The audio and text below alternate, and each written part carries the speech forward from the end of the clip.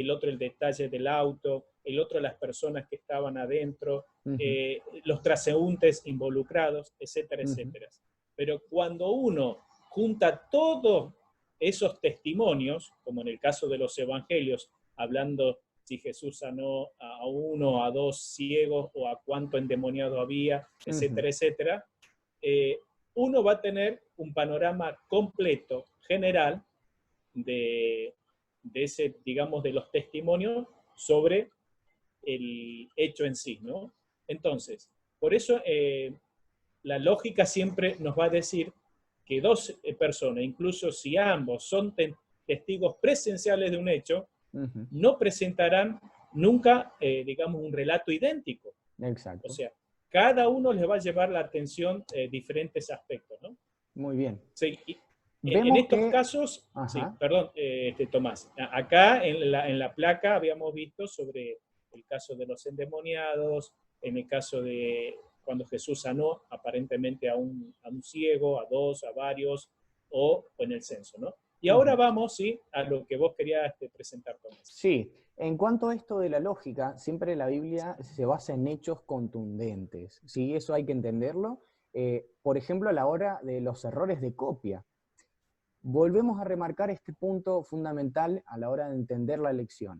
La perfección de la Biblia se basa también en los errores aparentes o contradicciones que tiene, ¿sí? Por los elementos humanos, falibles, con fallas, que la escribieron también. Y eso es lo que hace a la perfección, que Dios en su sabiduría y omnisciencia y omnipotencia toma algo imperfecto para hacer algo perfecto, ¿sí?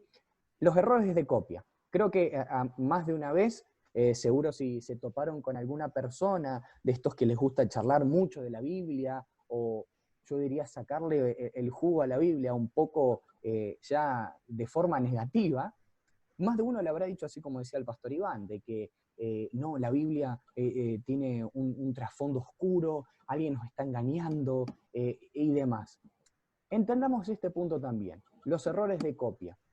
Vemos el siguiente ejemplo abajo de un famoso versículo que en muchas de las traducciones contemporáneas de la Biblia o actuales, a partir de la Reina Valera 1960, hay incluso una de las versiones muy actuales, la Nueva Versión Internacional.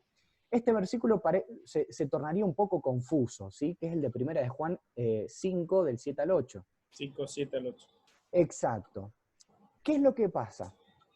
En el proceso que la Biblia, ¿sí? En realidad los manuscritos o las porciones de Biblia iban pasando generaciones, había personas que decían lo siguiente: bueno, como el idioma de la Biblia no está en mi idioma, yo lo voy a traducir de tal manuscrito, ¿sí? Entonces iban a un manuscrito número tanto, agarraban una porción del libro de Salmos y lo copiaban. Pero ¿qué es lo que pasaba?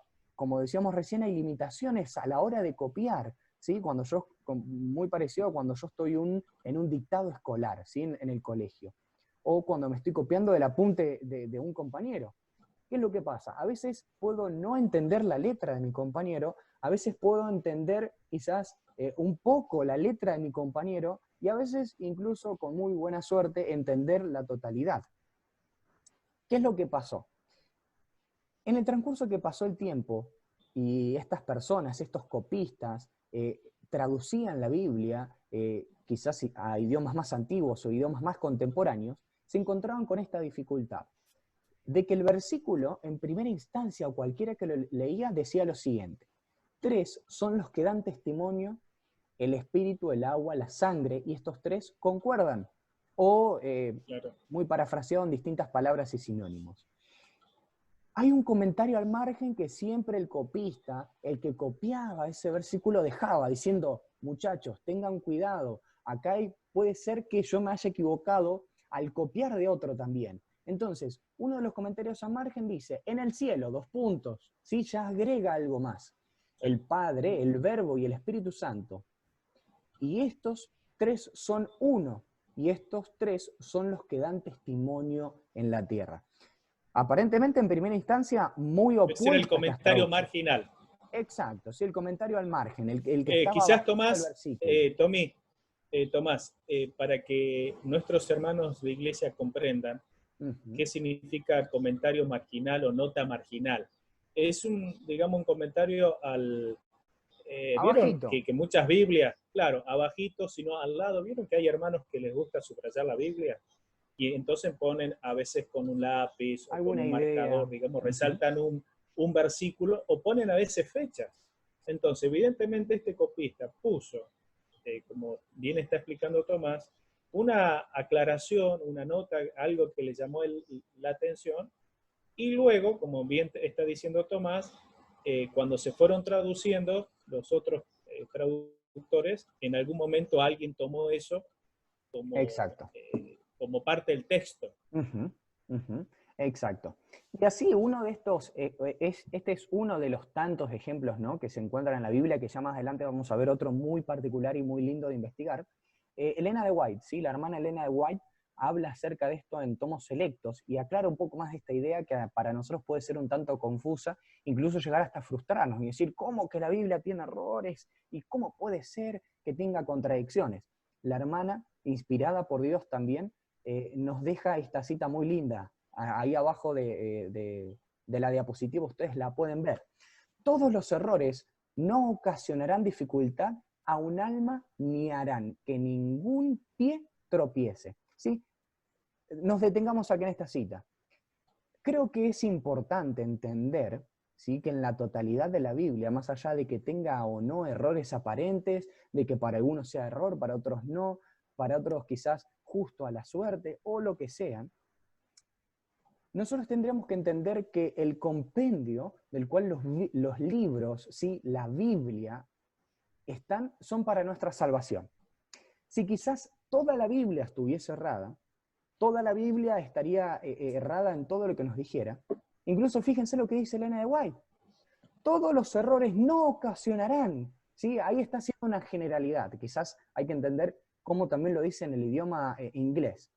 Todos los errores no ocasionarán ninguna dificultad, ocasionarán dificultad a un alma, ni harán que ningún pie tropiece, a menos, ¿sí? A menos, y esta es la particularidad, a menos que se trate de alguien que elaboraría dificultades de las más sencillas verdades, sencilla verdad revelada. ¿Qué es lo que está queriendo decir Tomás, la hermana? sí, Tomás, mira, esto es importante aclarar. Si nosotros queremos encontrar siempre la quinta pata al gato en un Ujú, lenguaje nuestro, ujú, si queremos ver a veces con otros ojos o ser pesimista, ujú. negativista, Exacto. encontrarle cualquier dificultad para desacreditar la Biblia, si vamos con esa actitud egoísta, soberbia, orgullosa, de desacreditar, la vamos a encontrar. Depende de nuestra actitud, ¿no? Lo que acá Tomás está diciendo en esta cita de Elena de White, que es muy clara, ¿sí? En otras palabras, si queremos ser negativos, y nos vamos a encontrar con muchas personas que son negativas y que pierden la influencia del Espíritu Santo en su vida para encontrar la sencillez, la lógica, la Exacto, la claridad lógica. del texto bíblico y otras Ujú. cosas. Y estas aparentes dificultades, vamos a ver que tenemos que ser perseverantes en ellas, nos ayudan a enriquecer un poco Exacto, más el exacto. conocimiento, el abordaje de los temas de la Biblia. ¿Sí? O Ujú, sea, es lindo el desafío. exacto. Aún así, también, pastor, digo, de que Sí, compartiendo su idea, el abordaje de decir, "Ah, hay una dificultad, hay algo que a mí me impide entender bien el versículo", bienvenido sea. Gloria a Dios de por que supuesto. mi espíritu está comprendiendo que quizás Dios dejó tanto lo sencillo como lo difícil para nuestro enriquecimiento, ¿sí? Y La ahí lección viene, también, ujú, Tomás, perdón, sí, cuando ahora vos vas a desarrollar esta placa, la lección también habla de que nosotros también tenemos que poner nuestro empeño al momento de estudiar y leer la Biblia. Yo me he encontrado con mucha gente que quiere a veces, bueno, ante las dificultades, ¿verdad? Un ejemplo, en este tiempo de crisis pandémica por ujú, este virus, hay mucha gente que busca una dirección de Dios, que el Señor los proteja. pero no están dispuestos a hacer primero la voluntad de Dios, a analizar su vida. Es, digamos, usan a Dios como ir al supermercado. A ver, esto me favorece, bueno, dame, le exigen a Dios algunas cosas en su vida, cuando profundamente no hay una renovación en sus vidas, en sus mentes, digamos, de su vida espiritual, ¿no? Entonces, hay muchas cosas que en la Biblia están escritas también para este tiempo, y hay muchas soluciones para nuestras vidas, pero tenemos que tomar la actitud de estudiar y leer la Biblia. Seguimos, Tomás. Miren lo siguiente, ¿sí? Yo creo que puedo buscar, a ver, un puntero láser por aquí. Acá está, muy bien. ¿Ven el puntero láser, pastor? ¿Se puede ver el puntero? Sí, sí, sí. Muy bien. Vemos estas dos palabras, ¿sí? Que están transliteradas, o sea, puestas en palabras al español, que vienen del idioma griego, ¿sí? Esta palabra de acá y esta palabra que nosotros tenemos acá. ¿Qué es lo siguiente? Acá vemos un claro error, y usted présteme atención en esto, un claro error de traducción. Cómo el error, sin querer queriendo, de un copista, puede llevar incluso a una interpretación distinta de un versículo, ¿sí? Este versículo se encuentra en Apocalipsis 22:14 y usted lo puede buscar en versiones actuales, a partir de la Reina Valera, quizás, si usted tiene en su casa, la nueva versión internacional, o quizás un poco más antigua, la 1909, ¿sí? Entonces, ¿qué es lo que pasa? En algunos manuscritos griegos, por lo menos hasta en la época donde la Reina Valera 1909 se dio a conocer, en algunos manuscritos, algunos leían esa palabra en griego, ¿sí? que es como una palabra toda junta, sin separación, los que guardan sus mandamientos. ¿Sí? Eso sería la traducción del idioma original del griego. Pero ¿qué es lo que pasó? En las 60 dice, lavan sus ropas. Exacto, lavan sus ropas. Ahí pudo investigar, pastor. 1960 lavan sus ropas. Sí. Muy bien, entonces confirmamos de que a partir de la Reina Valera, traducción 1960 en adelante, dicen lavan sus ropas. Pero ¿qué es lo que pasa? En versiones más antiguas, traducciones más antiguas, la traducción de algunos manuscritos eran los que guardan sus mandamientos.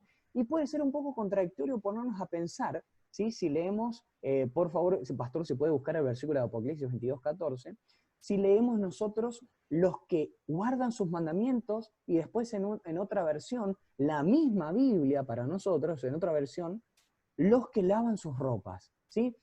Es un poco contradictorio Bueno, porque Tomás, ni siquiera es lo mismo, ¿sí? Ni siquiera aparentemente es un sinónimo, ¿sí? Y nada de eso. Sí, pastor, ¿qué dice? En la versión 60 dice, bienaventurados los que lavan su ropa para tener derecho al árbol de la vida y para entrar por las puertas de la ciudad. En la 10, vamos a ver, en la Dios habla hoy, también dice los que lavan sus ropas. Vamos a buscar en otra versión, a ver,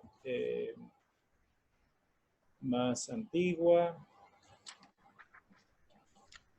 Mire, pastor, yo aquí tengo otra versión en la que dice 22:14, bienaventurados los que lavan sus ropas, ¿sí? Esta es una versión muy contemporánea, ¿sí? También en nueva versión internacional, ¿sí? Muy bien. Muy bien. Vemos entonces que la dificultad, la contradicción aparente existe, ¿sí? Usted puede comprobarlo de tarea, ¿sí? Para la casa, comprobarlo que esto es real, ¿sí? Es real, están sus Biblias y vamos a explicarlo por qué.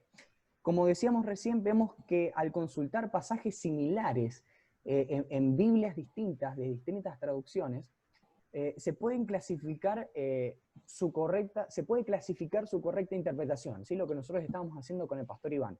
En tal versión dice tal cosa, sí. En esta versión dice tal cosa, y en esta versión dice tal cosa. Recordemos que la esencia del versículo, esto es una aplicación bastante teológica que se pueden hacer al pasaje,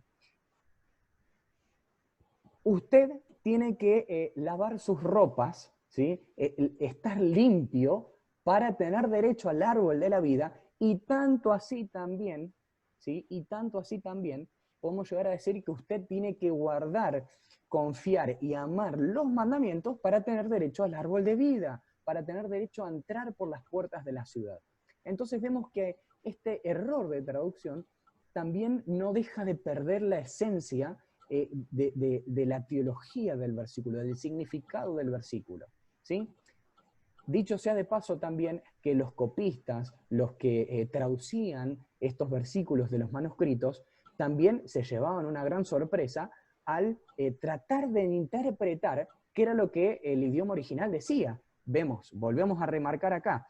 Si usted ve estas dos palabras a simple vista, también se puede llegar a equivocar, incluso en el español. ¿Por qué? Porque fíjense que simplemente lo que cambia es un juego de letras, tanto de O, I, O, y de L-U-N. ¿Sí? Ese es el error. ¿Sí? Ahí está, y la doble S quizás en la segunda palabra. Vemos esta diferencia acá, ¿no? Entonces vemos que el error incluso se ve claro, ¿sí? En la transliteración al idioma en letras español. Se ve claro, es evidente.